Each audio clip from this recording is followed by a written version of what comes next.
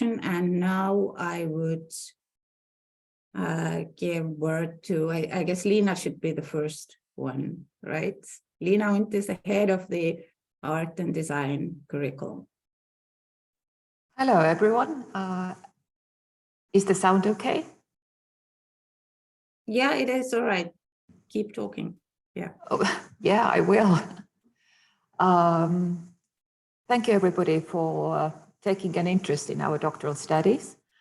I think first I should also mention that Anu started with all the different models that we have. There is one tiny detail that you can do a text-based doctoral dissertation, or you can do a practice-based doctoral dissertation. Basically, in art and design, it is possible to do both versions. Both are okay, but at the moment, we do favor practice-based research. There are very many names for practice-based research. You can call it practice-based, practice-led, research through design, research for arts, in arts, or through arts, or creative research. But regardless what you call it, the main thing is that your research question or your research problem cannot be answered through theory alone. It needs to include substantial part of practice. So you answer your research question through your own practice. And the practices can be very varied, from classical painting to researching design processes. There are no limits to this. Although what is characteristic is that we have 3 peer-reviewed events during your studies. First, it means that the practice is an ongoing process, that you cannot study something that you have done before, although it is a part of a practice. But we look at the 4 years that you spent with us, and during this time, the program requires you to have at least 3 peer-reviewed events to see the progress of your studies, your artwork, your design objects, your design processes, and you get feedback, professional feedback that will help you develop further.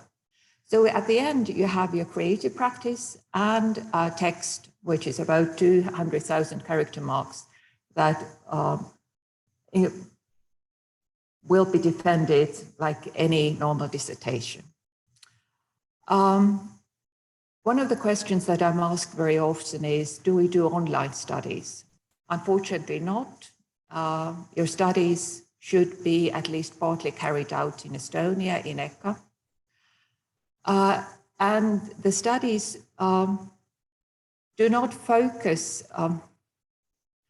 how should I put it? We admit students who have a professional developed career in arts and design, which means that the studies focus on giving you the research tools and the research context, and less on developing your skills as an artist and designer. The second question that I'm going to answer right now is regarding supervisors, because that also comes up very often.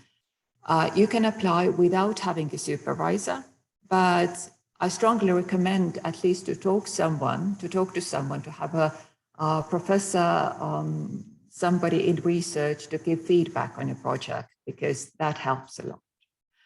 And this year we are actually doing a preparatory course for potential doctoral students in EKA, which starts on the 20th of February, and you'll find the information on our website. Well, I'm sure I forgot something, but then there is the questions and answers where we can return to that. So who will be next? Anneli? I think it's the next one is, thank you, Lina, and I think next one is Yuri. Architecture and urban planning. Good afternoon. I'm Yuri Zolep. I'm leading the PhD School of Architecture and Urban Design, or Urban Planning, how it is called. we have interior design in our department, and we also have non-design based masters, which is urban studies, which deals with the matters of urbanity in quite varied forms. We have two directions.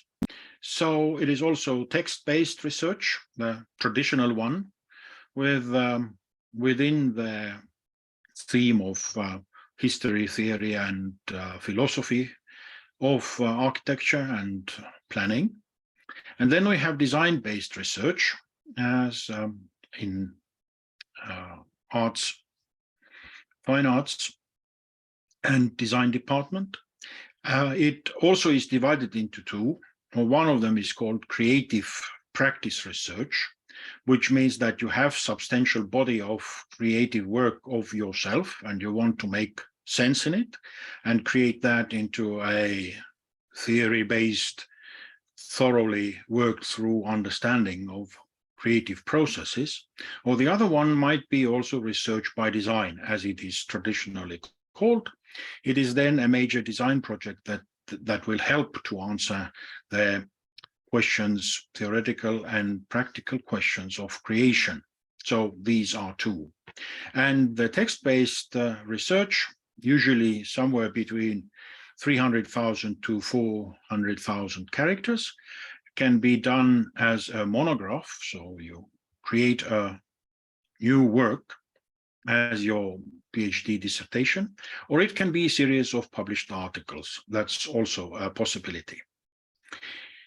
The themes, well, the classic themes of architecture are there. We would encourage people to go into theory and philosophy of architecture, where I think we need strong development, both for the future profession and for the teaching experience in the field.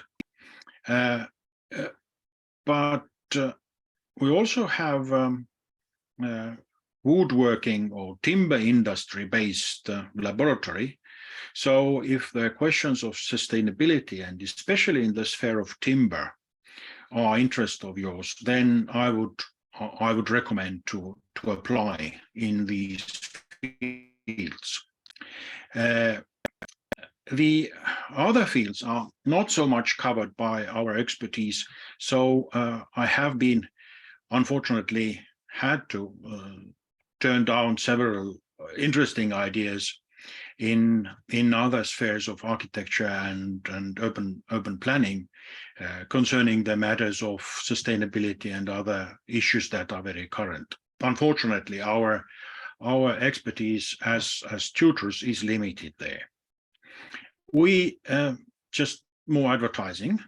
We have a co-tutel agreement with RMIT Australia, a school which has a rather wide network of practice-based research, and we have been working quite tightly with the RMIT Barcelona. So we have the agreement so that people who want to enroll in both universities actually have a possibility to do the dissertation in two schools. And so far, we have had no candidates for that. So I recommend to think about that and also look at the RMIT Barcelona website. And I think more or less that's the short introduction from me. Thank you. Thank you very much. I think the next one is Anneli. Anneli Randle, head of the Cultural Heritage and Conservation curriculum. Hello, good afternoon to everyone. So I'm representing here the Cultural Heritage and Conservation curricula.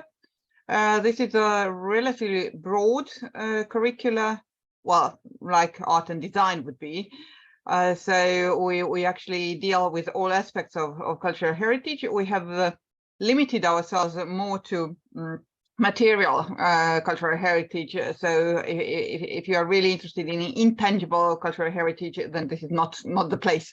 But apart from that, everything would come into our reach, of course, with some limitations. We cover both architecture heritage, starting from sustainable historical cities and really broad questions to object conservation, which can be of really tiny bits and pieces. We have a research center for conservation, and this is mainly dealing with topics of technical art history and imaging techniques, so more technical side of it. So we deal with conservation technology a lot, and also with history and defining of this cultural heritage. So just to make it a bit more specific, then we have PhD students who are working with either wallpapers or plaster conservation, but also with or have had also with 20th century construction materials, their conservation and evaluation, and so on. So if you have something that interests you, do come and we could discuss whether your topic would fit into one of the themes we are dealing with already. A lot of the system is the same as with other curricula, so it can be text-based or research or practice-based. So both options are open, and then if you do it text-based, it can be a monograph or a series of articles. When you do it practice-based, there are also different options what the practice could be.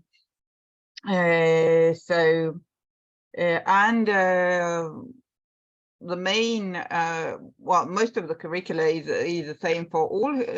Most of the studies is the same for all 4 curricula. What is specific are the seminars in your own field, and also, of course, if you go to conferences or give papers, then these would be definitely in your own field.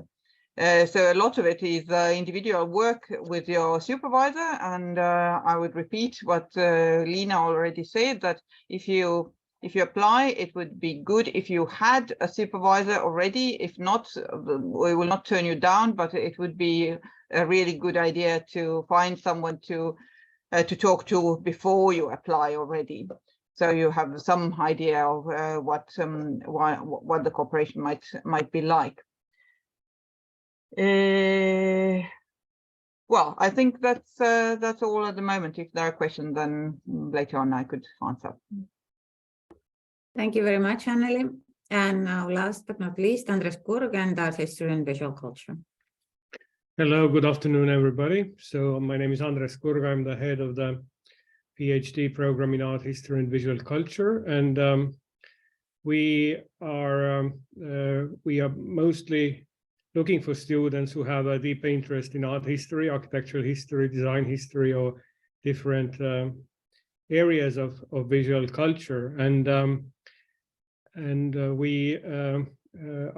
PhD is a text-based PhD, so we don't have an option of a practice-based in art history, which means then the student by the end of the 4th year has to submit an independent research work, which is then in its volume 320,000 up to 450,000 characters with spaces, and or it's an option also to submit a series of articles, but the volume of the text has to be the same. So we are really looking for students interested in research and who also contribute to the department's profile, and as already has been said, then we also strongly recommend students to contact the potential supervisors in advance. And the Department of Art History, or the Institute of Art History, is really the only research institute in Estonia that specializes on this field, and it's the only PhD program in art history, although there's also a BA and MA level art history taught in Tartu University. Then a PhD level art history you can really defend in Tallinn. And we have 3 main fields in our department, or 3 main research fields that our department specializes in. The first one is historiography of art history, with an emphasis on Baltic area in the 19th and 20th century, which is led by Professor Krista Kodres and several other researchers in the department. Then we have a special field of history of Soviet architecture, material and visual culture, led by myself and several of my doctoral students and fellow researchers and professors in the department, where we really look at the Baltics and then Estonia, and increasingly also to the other Eastern European countries during the 20th century. And then the third field of research, which we offer supervision in, is visual culture studies and picture theory, with an emphasis on semiotics and phenomenology, led by Professor Virve Sarapik, and also her then research fellows and students in the field. And in the curriculum, also, as Anneli mentioned about conservation department, similarly in our department, the central place is held in the doctoral curriculum by theory seminar, which where we read each year different subjects and texts, and students have to follow that for 2 years in a compulsory format, but then of course they can sit in also later. And the main part of the PhD is really individual work and dialogue with your supervisor. So really, again, I have to underline this role of the supervisor, and this kind of readiness to contact her or him in advance and really kind of establish a dialogue early on. Each year we also have several guest lecturers in our department, and who broaden our field and also offer a more comprehensive view on art history. This year we had, or this study year, we had Clara Kemp-Welch from Courtauld Institute, and in the past Anthony Gardner from Oxford University has given a special seminar, as well as several other important art historians, and we usually they usually spend then 1 week with the students and give also feedback to them individually if the students are interested to present facets of their work. And the student projects currently include then studies of painting after the Second World War in Estonia and in the diaspora, in the Estonian diaspora, 1990s public space and its changes. There are projects looking at Soviet film, early modern painting, or 19th century Baltic German heritage. So the topics are rather diverse, but at the same time they still kind of follow the department's interest in many senses. And I would also say then that our graduates have been quite successful in applying to postdoc places abroad. Several have been to Yale Macmillan Center in the recent years, and other places. We try to be very international in our scope, and hope that the students contribute to that in the future as well. So thank you. Thank you very much. And now Kristina Jõekalda. Kristina is associate professor at the doctoral school, and she's one of another key figure in addition to Irene. She's teaching academic writing and also She offers individual writing consultations, especially for people who are doing practice-based work. Hi.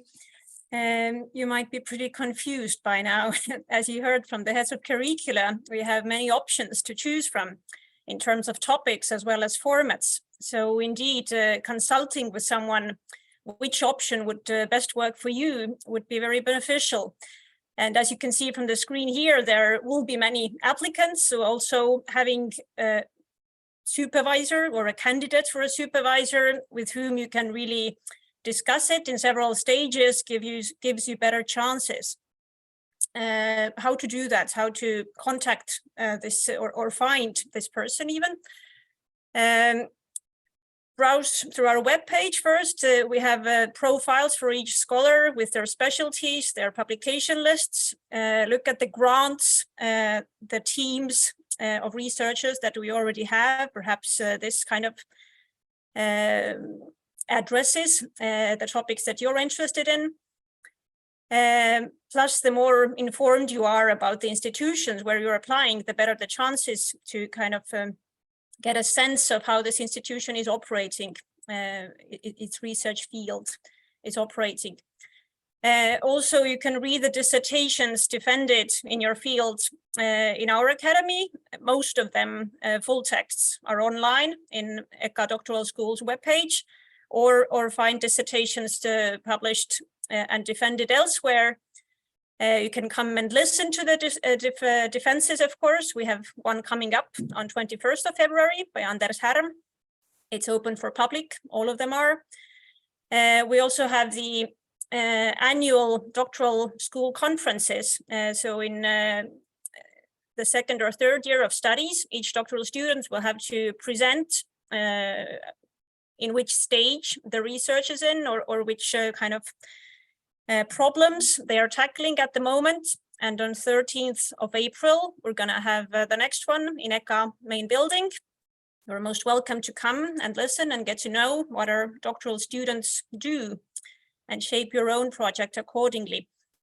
In artistic research or practice-based research, it has often worked well that one supervisor would be a practicing artist or architect or designer with a PhD, or in rare cases, in justified occasions, with international merit in their practice, but without a degree. And in that case, there certainly needs to be a second supervisor who is supervising this writing part more thoroughly, keeping the kind of scholarly part together. So if you are planning practice-based research, it's good to have a practitioner as one of your advisors as well. And one of the supervisors, at least, in case you're planning on having two, needs to be from EKA or having had a previous connection with EKA. Look at the previous graduates from our own school. When you're looking at the defended dissertations, you might consider them as your supervisors. This is, as you heard, there are so many options, and there are various options in the world how artistic research or practice-based research is done. So the idea why one of them needs to be connected with EKA is simply to not to guide you in too many directions at once, because the requirements can be quite different. Yes, certainly in practice-based research, it's very welcome that you would go to this preparatory course for doctoral studies. Irene will perhaps give the link in the chat here. It's a wonderful opportunity that we're organizing this for the first time. About the studies themselves, it's about 50-50 Estonian and English in terms of language. In some curricula, it's even more English than Estonian. There's always the possibility to take electives from other Estonian universities, Tallinn University, Music and Theatre Academy, University of Tartu, which is strongly recommended. You can largely build or shape your own curriculum, apart from the few compulsory courses. As Andres said, there are always intensive courses with visiting foreign lecturers, 1 or 2 week-long workshops. In addition, we have had for the past 10 years or more winter schools for Estonian doctoral students in humanities and arts, which we hope to continue. There are also multiple summer schools in cooperation with other universities in Estonia and abroad. So all of these options would be open for you as a doctoral student. In each of the curricula, there are monthly reading seminars with heads of the curricula. So this is the main kind of trait of each curriculum. And all the additional courses kind of build on them. What can this practical or artistic project be? Most commonly, these are artworks, exhibitions, design objects, buildings, documentation of a conservation project. But depending on your topic, they could sometimes also be something more kind of alternative. For instance, some processes or training materials, popularization platforms, guidelines, reports about some kind of research or tests done. As long as there is a kind of finished product or its documentation that could be added to the thesis. If you're a curator, for instance, as Andres Kurk said, we are only doing text-based traditional humanities dissertations in art history and visual culture. If you're a curator and would like to do a practice-based research kind of dissertation, you could consider art and design curriculum for that. The whole doctoral program, of course, is about learning new skills in addition to improving existing ones. So in terms of academic language, creative writing and artistic approaches are very welcome, but scholarly criteria are, of course, essential if you want to get a degree, not just make a great exhibition or be a superb architect or design wonderful objects. So consider this before applying. It will be a full-time activity for the next 4 years for you. You're expected to start serious work on your dissertation writing from the first semester on. You need to have a list of contents, first lists of bibliography in the first semester, in next autumn, I mean. You start actually analyzing the topic of your dissertation from early on. And as part of your studies, in each curriculum, it is expected that you do some presentations in international conferences, participate in exhibitions, get engaged in professional networks, publish a couple of scholarly articles.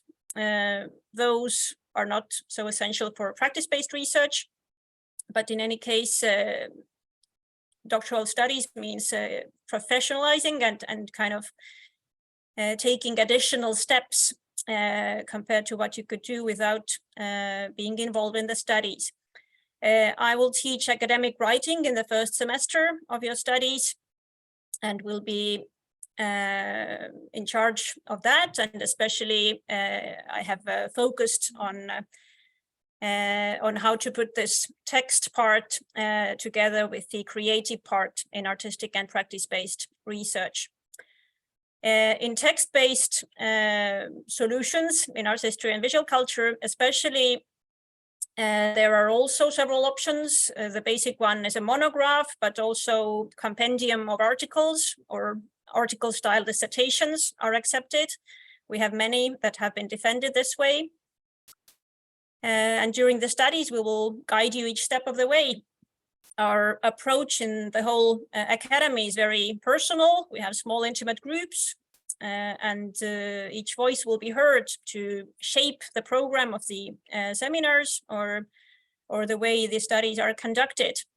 And each year we have these attestations. At the end of the year, there's this kind of annual evaluation of each student's progress.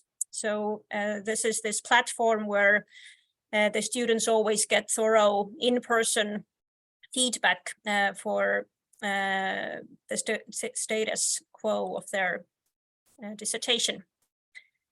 But now we'll be handing over to Irene and then prepare your questions. You can already post them in the chat. Hello, I am Irene, coordinator of doctoral school, and I have some slides to share with you to go through the practical part of admission.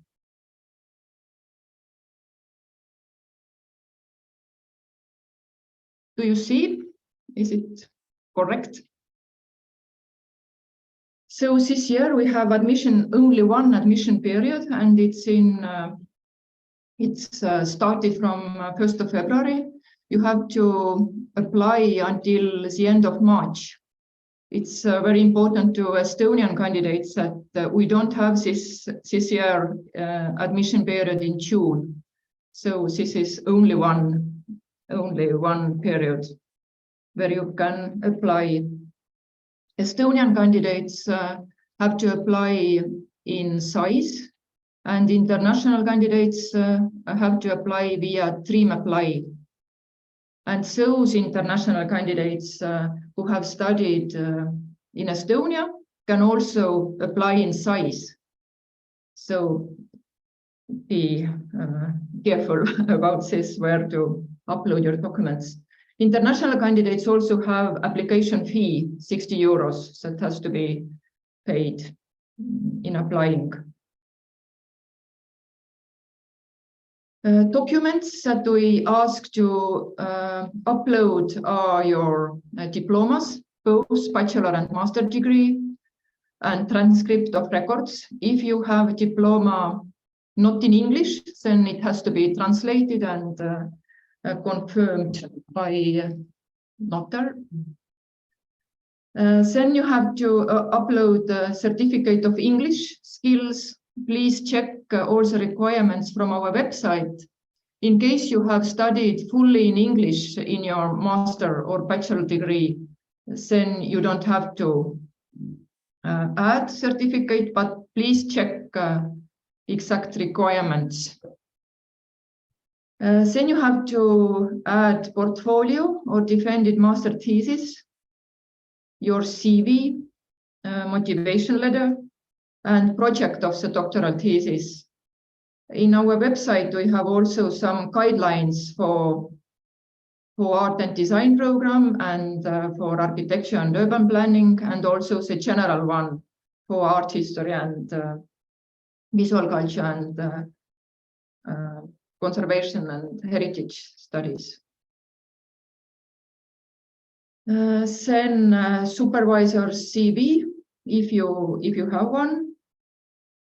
If the supervisor is from EKA, then you don't have to add her or his CV, but please add the confirmation or consent letter. And in art and design, in Dream Apply, please be careful and upload the documents in required order, because there is quite many applicants usually, and it's easier to when you follow the order of the documents. If you would like to be guided to find the supervisors, and at first you can check our website, as already said. There are defended theses. You can check the supervisors, and also you can contact us to have assistance. Since last year, we have 3 different models how to pass doctoral studies. One option is that you become employer of EKA. You will be doctoral student, junior researcher. The other option is that you are as a student, and EKA might offer a grant for you. And the third option is knowledge transfer doctoral student, as Anu explained, but this refers only to a smart specialization area. So but this is possible to discuss during the interview. But you are asked to mark in your application which modal would you like to, which post you would like to apply.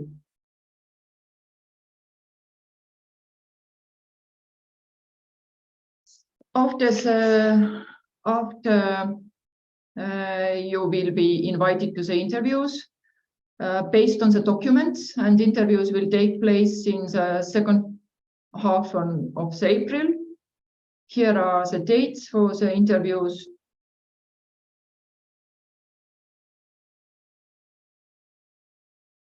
And as Liina and Kristina already told, I also added the link to the chat.